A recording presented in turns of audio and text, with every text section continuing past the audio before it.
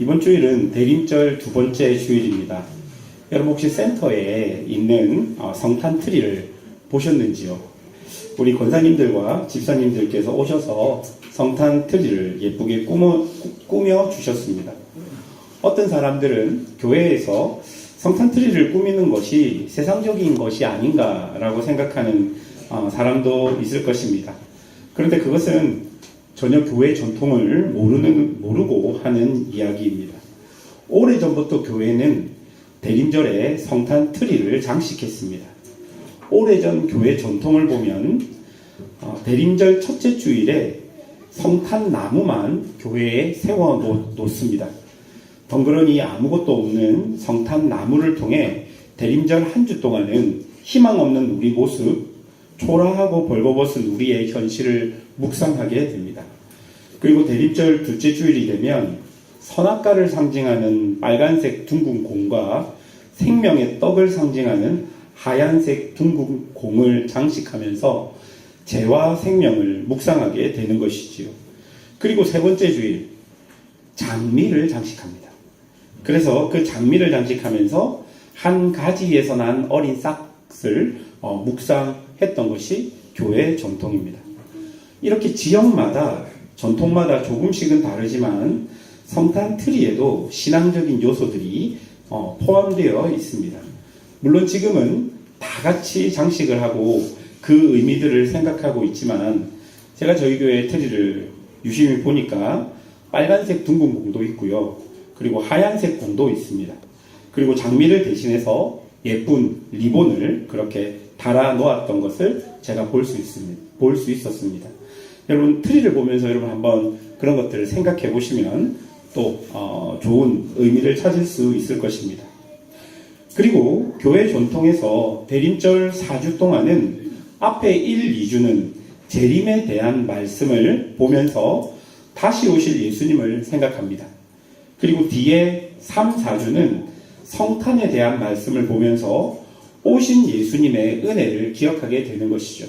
그래서 오늘은 우리가 대림절 두 번째 주일로 재림의 말씀, 회개와 하나님의 나라에 대해서 한번 본문을 통해 살펴보도록 하겠습니다. 첫 번째로 살펴볼 것은 광야와 세례 요한입니다. 여러분 오늘 본문 1절에 보면 세례 요한이 유다 광야에 있었다는 것을 우리에게 알려줍니다. 그리고 4절에 보면요, 낙타 털 옷을 입고 허리에 가죽띠를 띠고 음식으로 메뚜기와 석청을 먹었다라고 합니다. 여러분 어떻습니까? 어찌 보면 좀 이상하고 또 그렇게 썩 호감이 가는 호감형은 아닌 것 같습니다. 그런데 성경은 이런 세례 요한을 어떻게 평가하고 있는지 보시면 누가복음 16장 16절에서는 이렇게 이야기합니다. 율법과 선지자는 요한의 때까지요, 그 후부터는 하나님 나라의 복음이 전파되어 사람마다 그리로 침입하느니라. 여러분 여기에 보면 세례 요한을 구약의 마지막 선지자인 동시에 신약의 문을 여는, 즉 복음 시대의 문을 여는 사람이라고 예수님이 세례 요한을 소개하고 있는 것이죠. 한마디로 세례 요한은 구약과 신약을 이어주는 다리와 같은 사람인 것입니다.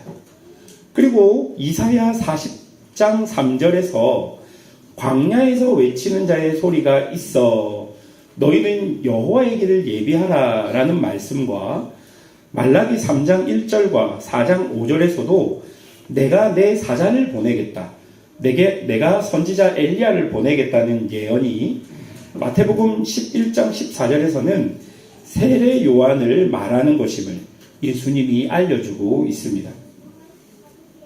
분명한 것은 세례 요한은 이상한 사람이 아니라 하나님이 보내신 사람이라는 것을 성경이 분명히 이야기하고 있는 것이죠. 그리고 그런 그가 어디에 있습니까? 광야에 있습니다. 여러분 이 광야라는 땅은요, 아담과 하와의 죄의 결과로 이 땅에 생긴 곳입니다. 창세기 3장에 보면 땅의 가시덤불과 엉겅퀴가 죄의 결과로 아담에게 주어졌고, 또한 얼굴에 땀을 흘려야 먹을 것을 먹는다는 말씀이 있습니다. 그래서 유대인들에게 광야는요, 죄가 가득한 곳이었던 것입니다. 그런데 또 한편으로 이 광야는 죄가 가득한 곳이지만 메시아가 오셔서 구원을 시작하는 곳이라는 인식이 유대인들에게 있었던 것이죠. 죄가 가득한 광야에서 메시아께서 그 죄가 가득한 광야로 오셔서 구원을 이루신다. 유대인들은 광야를 그렇게 이해하고 있었습니다. 이사야 35장 1절에서 2절 말씀이 이렇게 이야기합니다. 광야와 메마른 땅이 기뻐하며 사막이 백합화같이 피어 즐거워하며 무성하게 피어 기쁜 노래로 즐거워하며 레바논의 영광과 갈멜과 샤론의 아름다움을 얻을 것이라. 그것들이 여호와의 영광 곧 우리 하나님의 아름다움을 보리로다. 구약의 선지자들도 죄의 결과로 가득한 광야에 메시아께서 오시면 다시 생명과 기쁨의 땅으로 변화하겠다고 예언하고 있는 것입니다. 그런데 이런 광야에 하나님이 보내신 주의 길을 예비하는 사람이 서 있었던 것이죠. 그럼 이 말은 곧 무슨 말이 됩니까? 메시아가 오신다는 말이 되는 것입니다. 그래서 5절과 6절을 보면 예루살렘과 유대와 요단강 사방에서 다 세례 요한에게 나와서 자신의 죄를 자복하고 세례를 받게 되었던 것이죠. 광야에 하나님이 보내신 사람 같은 분이 서 있는 거예요. 사람들이 그걸 보고 와, 저분이 메시아든지 아니면 곧 메시아가 오겠네 라고 생각하며 사람들이 광야에 있는 세례 요한에게 와서 세례를 받았던 것이죠. 두 번째로 살펴볼 것은 예루살렘에 있는 바리새인들과 사두개인들입니다. 여러분, 그렇게 광야에 선 세례 요한에게 나오는 사람들 중에 7절에 보면 바리새인들과 사두개인들이 있습니다. 이들은요, 지금 유대 종교 정치의 중심지인 예루살렘을 대표하던 사람들입니다. 이 두 그룹은 원래 다 헬레니즘 문화와 로마 압박 속에서 유대 신앙과 정체성을 어떻게 지킬 것인가 라는 질문을 통해 생긴 단체입니다. 바리새인들은요, 분리된 사람들이라는 뜻으로 우상숭배와 부정과 부패, 세속적인 헬라 문화로부터 자기들을 구별한다라는 모토로 시작되어서 일반 백성들 속으로 퍼진 일종의 경건한 개혁 운동이었습니다. 반면에 사두개인들은 그들의 이름에서 보이듯 사독 가문의 제사장들과 귀족들 중심으로 형성되어서 성전을 수호하고 성전을 중심으로 유대를 지키는 그룹들이었습니다. 하나는 백성들 중심으로 경건운동을 했던 그룹이 바리새인이고 귀족들 중심으로 경건운동을 했던 단체가 사두개인입니다. 원래 이 두 그룹은요, 모두 경건한 개혁운동가들이었습니다. 그런데 대략 BC 1세기 이후에 왕과 권력자들이 민심을 가진 바리새인들을 의식하고 그들에게 정치적, 사회적 영향력을 부여하면서 그들은 권력과 섞이기 시작했습니다. 또한 사두개인 역시 고위 제사장직이 정치화되면서 정관 유착이 있었고 이후에 대제사장이 되려면 통치자들에게 뇌물을 바치기까지 했습니다.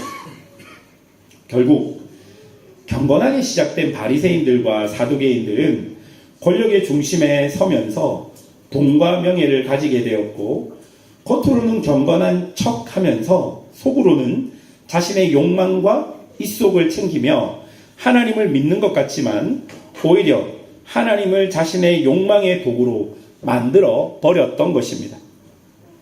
그러니 예루살렘과 성전은 점점 더 영적으로 메말라 가고 있었던 것입니다. 겉은 화려하지만 속은 실상 광야와 같이 아무것도 살 수 없는 메말라져 버린 것이 바로 그 시대 성전의 모습입니다. 그래서 세례요한은 자신에게 나온 바리새인들과 사두개인들에게 이렇게 외칩니다. 7절 하반절입니다. 7절 하반절. 독사의 자식들아, 누가 너희를 가르쳐 임박한 진노를 피하라 하더냐.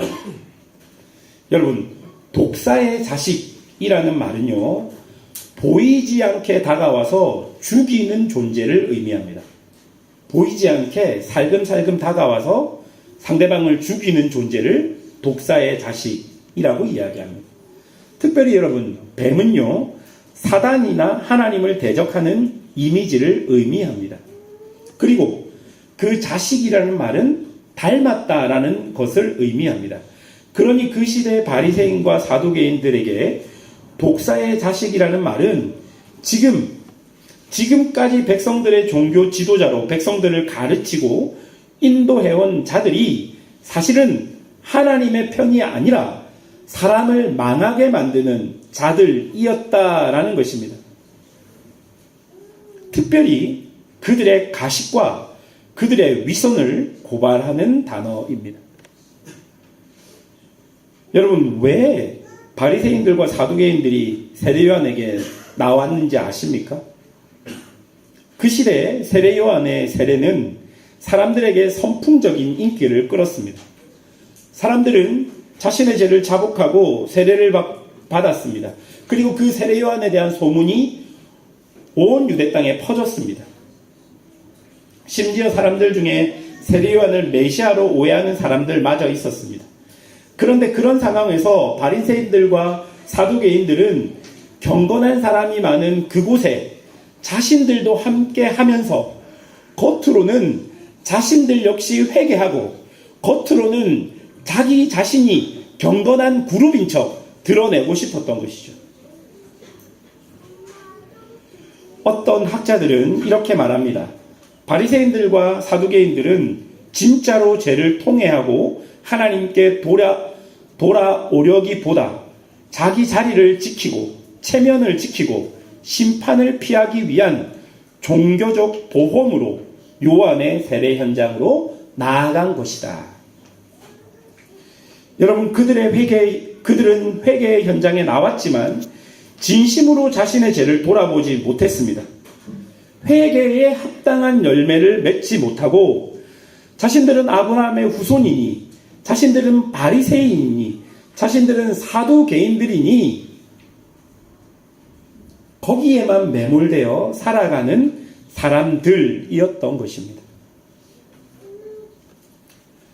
여러분, 잘 들으셔야 해요. 이 독사의 자식이라는 말이 얼마나 지금 우리에게 하는 말인지를 우리가 잘 들어야 합니다. 해외 한인교회 사역을 하면서 제일 만난 사람들 중에 가장 힘들었던 사람들 중에 어떤 사람들이 있냐면요, 소위 말해서 한국의 유명한 교회를 다니면서 그 교회에서 하는 거의 모든 교육을 다 받은 사람들, 그런 사람들이 가장 어렵고 힘든 사람들이었습니다. 또한 각종 종교 세미나를 다 섭렵한 사람들이 가장 어려웠습니다. 그들은 마치 그들이 받은 교육이 가장 좋고 가장 의로운 것처럼 여기면서 그 교육과 자신이 그 교회에 소속된 것에 대한 과도한 자부심을 느끼고 있었습니다. 모든 기준이 그 교회가 되고 자신이 받은 교육이 되어서 그것을 넘어서는 그 어떤 것들도 받아들일 수 없는 분들이 계셨습니다. 또 어떤 분들은 교회에 나오는 것, 어떤 종교적인 행위를 하는 것이 자신의 죄의 면죄부가 된다고 생각하는 사람들도 계십니다.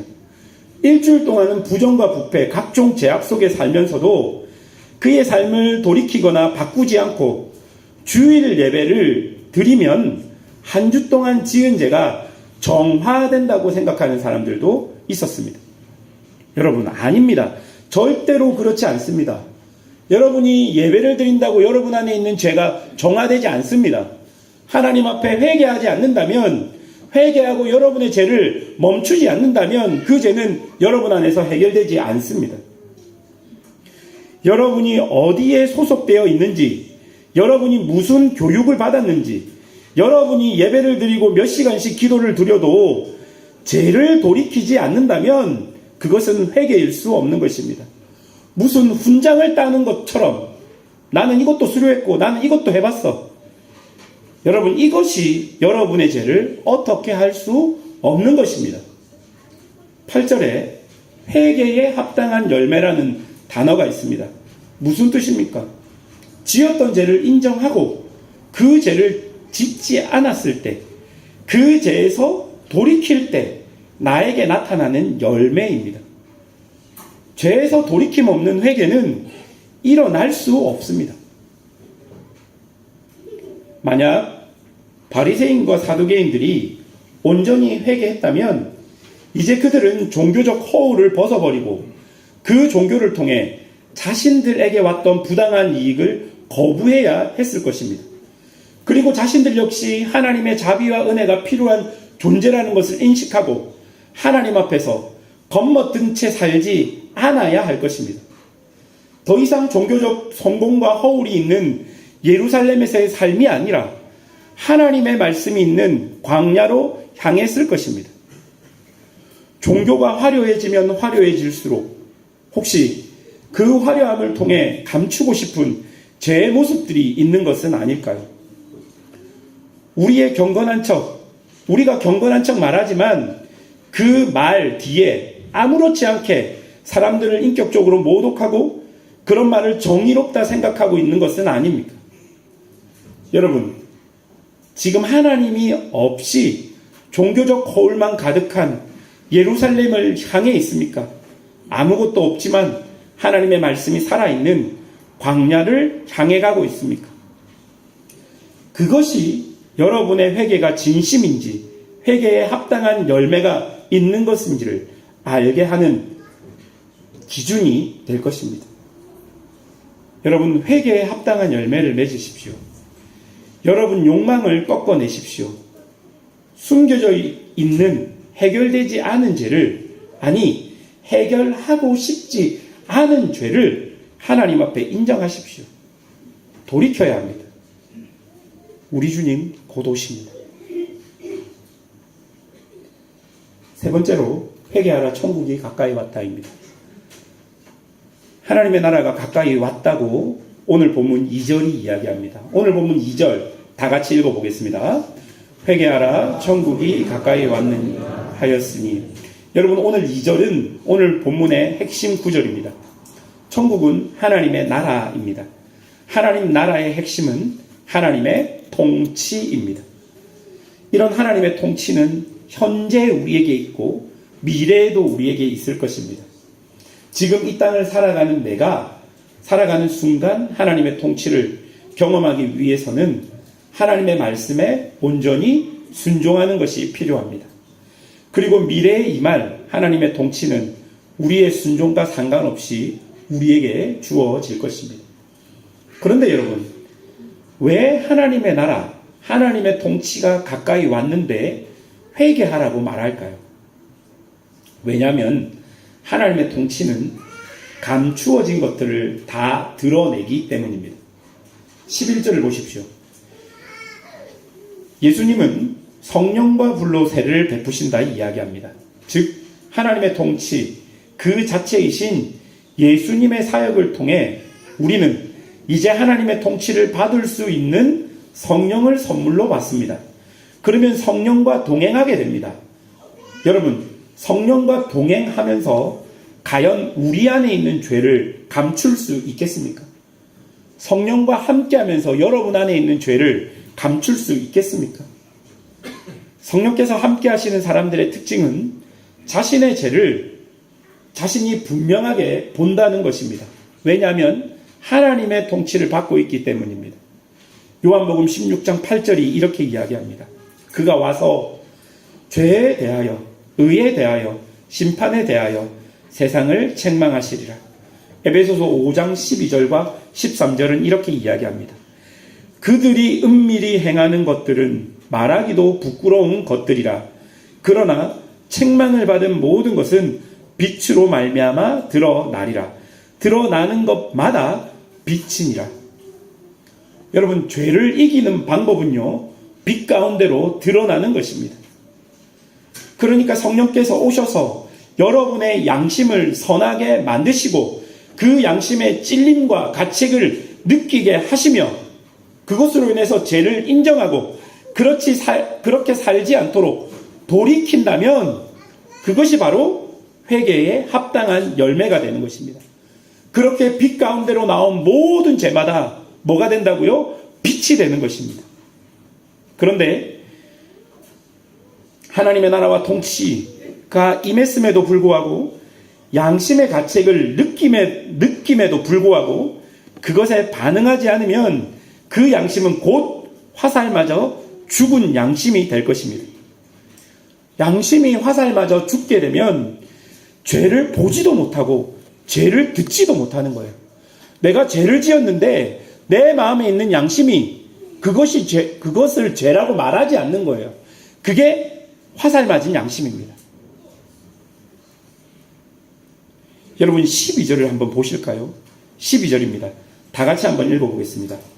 손에 키를 들고 자기의 타작마당을 정하게 하사 알곡은 모아 곳간에 들이고 죽정이는 꺼지지 않는 불에 태우시라. 여러분, 이것은 하나님의 경고의 말씀입니다. 이런 하나님의 경고의 말씀을 그냥 넘기지 마십시오.